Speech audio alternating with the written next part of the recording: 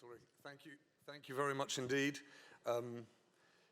It's great to be here. I imagine that we are now just after 4, halfway through the marathon, which means you may well be hitting the wall. So before I even get into what I'm going to say, I'm going to start by just asking you a few really simple questions. The first question I thought I might ask was about authenticity, right? About authenticity, one of these really voguish words. I'm sure everyone thinks it's a good idea to be authentic. Let's say that you were invited later on this afternoon to become the chief executive of Tesco.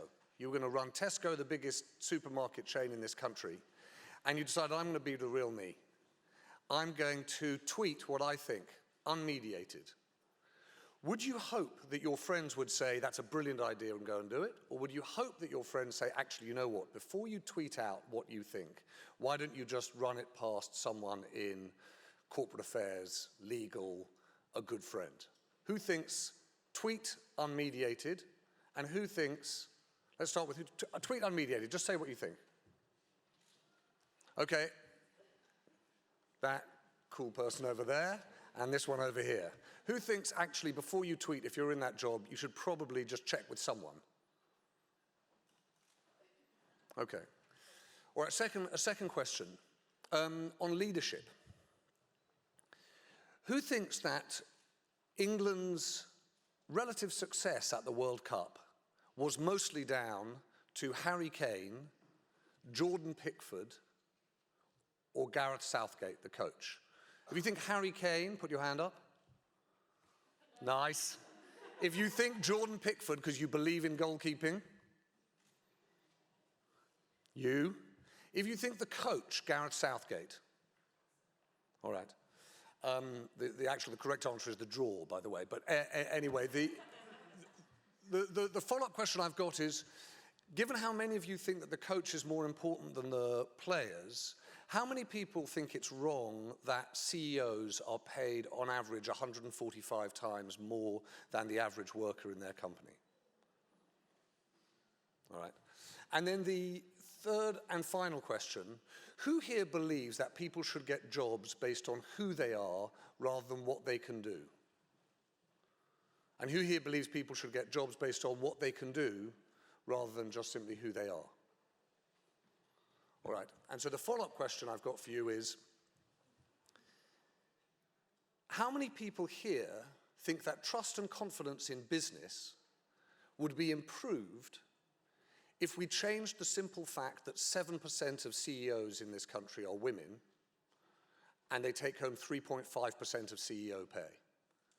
That almost regardless of who the women are that replace them, that change itself would go some way to restoring confidence in business. Who thinks that?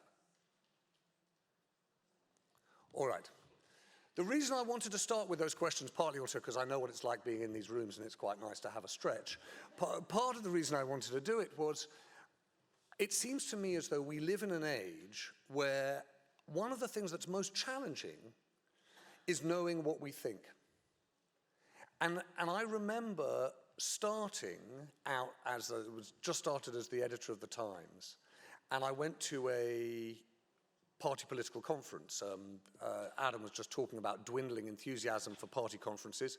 It was my first year editing the Times, and I went to the Labour Party conference, as it was. And we ended up having a conversation after the party leader, it was then Gordon Brown, had spoken, and a group of us around the table, we were all journalists, the political editor, leader writers, opinion writers. We were all having a conversation about the speech, and I said, yes, but just pause a second. What do you think the speech was actually about? What do you think it was really about? And no one could quite answer, and then one of my colleagues said, I think it was about an hour. And I'm going to talk to you for about 6 minutes. And what I'm going to try and talk to you about is an idea that the work of journalism needs to change. That, if you like, the job of the news is broken. But to my mind, there is a way that we can all make it better. And we can all take part in making it better. Because I went for lunch during the summer with a friend, a very successful businessman, one of the kinds of people, no doubt, who turned up in the Salzburg Schloss. Hugely successful, enormous office, everything slightly distressed woodwork, famous art on the walls, just about to rent a yacht to go around the Adriatic. And we're sitting there at this lunch, and we're eating sushi. And as he eats his sushi, he says to me, "We live in dangerous times." And he pauses and nods. And I eat my sushi and I say, "I know." And I pause and nod. And then it was time for coffee, and we had an espresso each, and then that was that, and I left. And on the walk back to my office, I thought, what is going on here? Right? This is a really strange thing.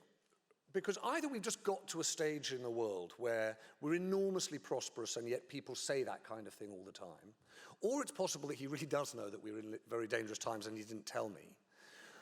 Or there is something, and I think that Adam touched on it in the last session, which is true, which is that even at a moment where we've just come off the most successful quarter century in the history of humanity, right? We have seen a greater progress in terms of the individual's capacity to fulfill and realize themselves economically, more self-expression, more capacity in terms of saying what you want, saying what you believe, practicing what you believe, than at any time in our history as a species. And perhaps most importantly of all, there has never been a better time to be alive in terms of loving the person that you want to love, indeed loving yourself. Right? This is not to say that journey is done, but by any stretch, this is the most successful moment in human history. And so why is it that people like that, this incredibly successful person, this incredibly powerful person, feels that there is something ominous happening in the world? And the argument that I'd put to you is that the word Adam used is the right one. This is not simply about culture. This is not simply about economics. It's not simply about inequality. Yes, inequality is real. Injustice is real. Indifference is real. But the thing that threads these things together is we live at a curious moment where, to a certain extent, we all feel powerless. We all, in some way or other, feel locked out of the future of our own lives. And that can be an individual who says, "I feel locked out of the Labour Party I once participated in," or equally the Conservative Party I once knew. Locked out as a young person of the housing market, yet locked out as an old person of the conversations about politics and society. Heaven knows you can be Donald Trump, and you can think that you're locked out of your own administration because there is an anonymous senior administration official saying we are the steady state and we're going to impose ourselves on the presidency of Donald Trump. My point is that something profound and real has happened, and I don't think that we, journalists, news people, should think that we are either the problem or the answer. But we can do something and behave differently, because there is a problem in news, and there's a problem that I'd put to you that's different from the one that's normally talked about. The one that's normally talked about is fake news, a problem in my mind that is hugely overblown, easy to say, and much easier to misunderstand. It's not the problem we face. The much bigger question for us, it seems to me, in news is to answer the questions: did we do a good enough job reporting on the financial crisis? Did we do a good enough job warning people that Silicon Valley was set to disrupt almost every element of their lives? Have we done a good enough job in letting people know about the rise of new nationalisms and different kinds of, as Adam referred to, populist politics? To my mind, the answer is that we haven't. And the reason for that is in the structure of work. When I started out as a reporter for the FT, we produced a couple of hundred stories a day. By the time I got to the Times, what between the paper and online, we were producing about 400 stories a day.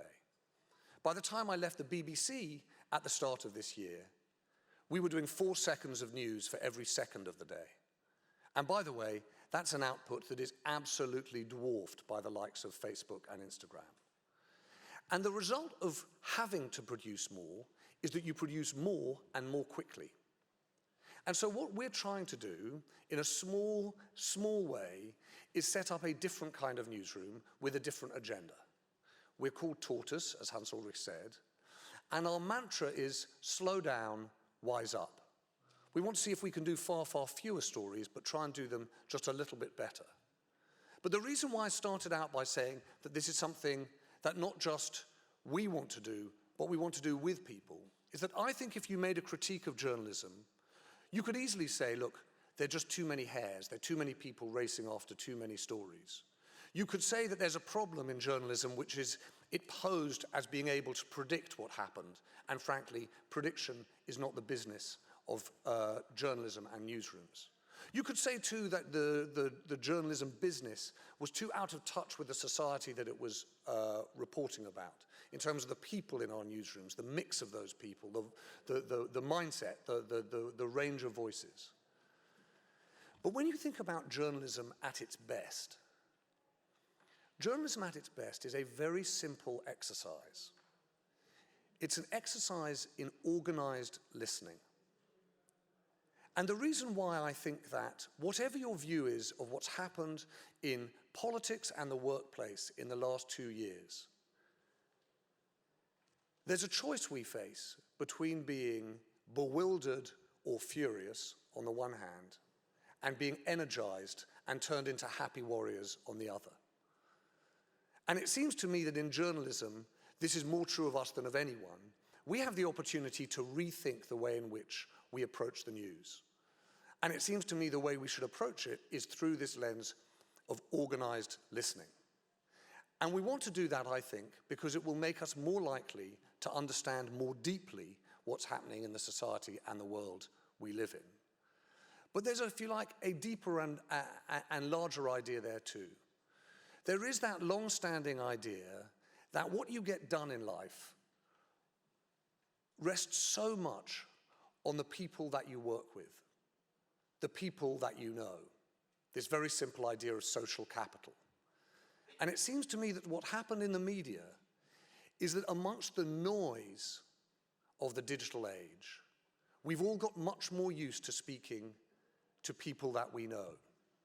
Much less accustomed, in fact, to reaching out across the aisle, over the river, even across the street.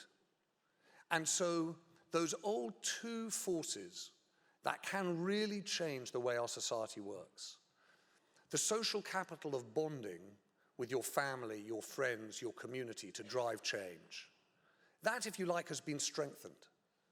But the real social capital, the social capital that is transformational, the social capital of bridging, of reaching out to people you don't know, of reaching out to people whom you've never met, whose life and walk of life is something totally different to your own, that somehow has been weakened.